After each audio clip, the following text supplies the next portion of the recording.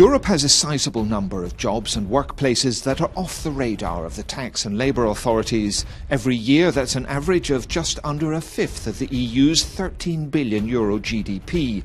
Policing this is up to individual member states, but with so much cross-border movement of workers, the EU has a significant role to play, as Georgi Pirinski, the Bulgarian MEP steering legislation through Parliament, explains. Perhaps you can just define for me, first of all, what is undeclared work? It is legal work which is performed, but it is not properly declared before the competent authorities. People being employed in undeclared work are very often severely at a disadvantage and are denied basic social and labor rights under law. But also there is a severe impact on the internal market in the sense of unfair competition. And last but not least, this undeclared work denies tax and social security systems of due income. And what sort of companies and economic operations are you talking about here? It is the construction industry, it is agriculture, it is tourism, also the care services, domestic work.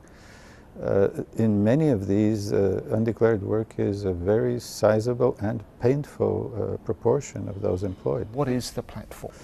Basically what the platform is a venue for responsible examination of information, sharing of best practices. Each member state is expected to designate a senior authorized representative who within the member state is able to liaise with all the authorities having to do with regulating undeclared work, from labor inspectorates to the tax and social security systems. Member states should feel quite comfortable with the observance of the subsidiarity principle. That is, they are free to either undertake or not undertake any action they consider, but also seeking the value added at union level. Because clearly, especially when it's a matter of cross-border undeclared work, it is not up to simply the possibilities of an individual member state. There has to be this both enhanced information sharing, enhanced examination of experiences. How much undeclared work do you think has arisen as a result, first of the crisis and secondly of austerity measures? The competitive environment in markets has become more acute with the recession. And then there are the structural factors. Let's say the lack of employment in many countries in the eastern, southeastern, southern part of the European Union, and people migrating to countries where more employment is available. And here, again, you see there is a significant degree of unfair practices of companies, operators who contract labor and then put them in precarious working conditions, have them accept conditions which initially were not at all clear that would be actually the way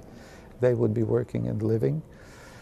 And again, this is something which has to do perhaps also with austerity measures which have squeezed much of the funds going to, let's say, active market policy measures. So it's a complex set of factors, but very much to do with both structures, recession, and austerity. What would you say at the end of it all to those people who may find themselves working in undeclared work, but who have a job and are grateful for that? There is need of many of these people employed in such work to have where to turn to seek, even if you like, information on their rights, understanding for the problem they're facing, protection. Actually, there are really drastic cases where people suffer physical harm, where they are housed in next to impossible conditions, and where they really need a recourse to institution or a body or a place where they can bring their concerns. And the knowledge that there is this problem, platform, that there are responsible representatives of each member state sitting there who are clearly responsible for seeing that drastic infringements on basic rights do not take place, is something very important. Okay, Georgi Pirinski, thank you very much indeed. Thank you for your interest. Appreciate it.